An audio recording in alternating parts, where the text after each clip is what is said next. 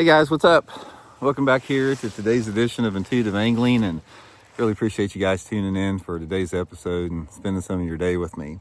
Guys, one of the things I want to talk about today, the only day I can ever remember just breaking down crying and bass fishing. I want to tell the story because, and the fact I think I may have, about 5 years ago, I may have mentioned something about it for you old timer channel viewers out there, but I get a chance to get a lot of questions from my viewers. A lot of you guys, I know your names from the comments. You guys comment regularly. I've even got to know some of you personally, had interactions with you guys. And I got to tell you guys, a lot of this YouTube for a lot of me is I sort of filmed or, formed like a family, like a YouTube family about people that I get to know and have met through the channel here. And a lot of you guys want to know some stuff that, happened to me, some experiences I've had, and some things that, I've been through and seen in fishing. So that's why I wanted to share this story with you guys today, for everybody that may be interested in hearing it. So we're going to get into that in today's video. And also, guys, thank you very much for everybody that's taken time to subscribe here at Intuitive Angling. Appreciate everybody hitting that like button and subscribe. It really helps the channel out. Me and my family really appreciate that. Okay, guys, one of the things about bass fishing is that, especially tournament fishing, which this is not a tournament story I'm going to tell you here, is that you get a chance to experience every human emotion that you possibly have as a human being. I mean, if you fish long enough, especially competitively, you're going to experience joy, happiness, sadness, fear, anxiety, curiosity, literally the whole range of human emotions. That's one of the sort of the magic things about the sport. And this particular situation, what it was I had about 30 years ago, I had about a 100-acre piece of property about 20 miles north of Joplin, and I had a 40-acre lake on it. A lot of you guys that know me, you remember the lake. Everybody loves coming up there. It was great to have it. But anyway, it was this lake that I had a chance to really nurture and manage myself, through the way I like to manage fisheries. And it was a freaking hog hole full of big ones. So anyway, it got some notoriety. People knew I had the lake. Back then I was sort of at the top of my game as a pro angler. And I got a message. This guy contacted me one time about 30 years ago. And he goes, Randy, you don't know me who I am. He goes, I tell you what, he goes, I got a 10-year-old son. He goes, and he's terminally ill. He's dying of cancer. And he said sort of his last wish is he wants to go fishing and catch a bass. I can't remember at the time. I don't think he'd ever caught one. He'd been fishing, but he'd been like bluegill fishing with a bobber. So I'm like, yeah, absolutely, bring him over, man. We'll get him out there. So a couple weeks later, his dad brought him out there, and I had a launch ramp on the lake I had where I could launch my boat. So we pulled up there, and the little kid's in a wheelchair. So we grabbed his wheelchair, and me and his dad put him up in the boat and everything, get him all set up there. And he was sort of at the end stages, he didn't have, he could super weak. I mean, you could tell he was not doing good and very weak, but got him up there, and he didn't have a lot of emotion when we got him up in the boat and everything. And we got out on the lake and started fishing, and I put him on a Cinco on a spinning rod. And he was so weak that he could barely even cast it. He could make a cast, and, he'd start reeling in slow. So I was, talking through him and everything, and we'd, visiting and talking. We'd fished about 30 minutes, and he throws the Cinco out there, and I see it hit the bottom, and I see the line moving out. And he goes, hey, I think you got one on there. And he's so weak, he can't even set the hook. So he starts reeling, and it's about a 4-pounder. So he's got this 4-pounder fish on, and this fish is jumping and everything, and he can barely turn the reel handle, because he's so weak.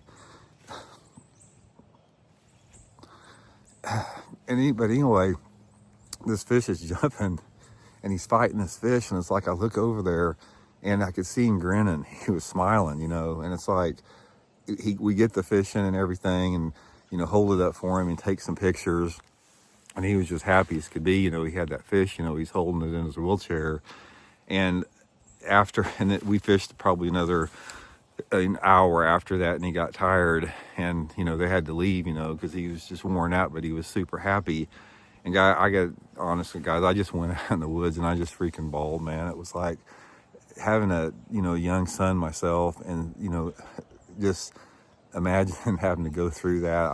It just broke me down. I don't know how anybody could not. I mean, when you see that, but that was probably one of the most difficult yet incredible experiences I've had in fishing. It probably was. I mean, as far as getting to see that and experience that, and everything that made it was just the fact that he forgot about it for a little bit. It's like, for, you know, all of the disadvantage he's had, it's like, you know, on his mind. I'm sure the little dude out there, 10 years old, knowing he was dying, that was on his mind 24/7. And just just to be able, for like, you know, 30 seconds, to just forget about his situation and just be fully immersed in that, catching that fish, it was just so special. And his dad called me about 3 weeks after that and said that he'd passed away. And you know, it was like, I'll never forget that, man. That's one of the things about bass fishing that I talk about a lot, is how therapeutic and healing it is. Because I've had a chance to fish with quite a few wounded warriors, quite a few military veterans, you know, also law enforcement people. And I've had a chance to be in the boat with quite a few people that are suffering from PTSD, I'm sorry, post-traumatic stress syndrome, where they go through some very difficult times. And one of the things that I've noticed about fishing with people like that are sort of suffering from that, it's that same with that little kid. It's like, when you get them out there fishing, it's like, it doesn't matter what has happened to them before. When they catch a fish and when they're out in nature like that, it allows them to escape that. I mean, just like another guy I fished with, he was wounded in Iraq, and he had a head injury, and he lost, you know, most of the functions of his body control. But when he caught that fish, man, I remember we were square bill fishing, and he caught a couple of good ones on a square bill, and he just forgot about all that for just a second. That is what bass fishing is meant to be in its pure form. It's the most therapeutic and healing and nurturing sport you will ever experience on every different level. And you hear me talking about that a lot on the channel. You hear me talking about how therapeutic and mystical and magical bass fishing is. And that's why I rail against that bullshit technology so much that is intruding on fishing, is that when you have that enter the sport, it takes away that. It takes away all of that stuff as far as the healing therapeutic aspect of it. And one of the greatest things about fishing, it's like, in addition to actually catching the fish and the act of fishing, is that you get to immerse yourself in nature. That little kid in the wheelchair, you know, he got to feel the sun on his face. He got to feel the wind in his face. He got to see some eagles flying up above in the trees.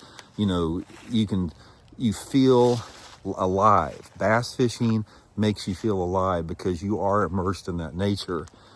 And one of the problems we have is in the human experience is that we are cut off from that, man. We sleep in a climate-controlled house. We walk out on concrete, get into our climate-controlled car, drive to work, you know, park on asphalt, walk in on concrete. You're in a climate-controlled office building all day. You're cut off from those life-giving forces of nature that heal your body physically, mentally, emotionally, spiritually. So don't ever discount, you know, the value of that. So if you have somebody that's struggling, man, if you got somebody that's having a hard time in life, I don't care what their situation is, if they're going through a hard time financially, if they're going through a hard time in their relationships, whatever, try to get them out on the water, man. It will allow them to escape for just a moment in time. And sometimes that makes all the difference in the world. So anyway, guys, just wanted to share that with you. Hope everybody's doing well, and we'll check in later. See you.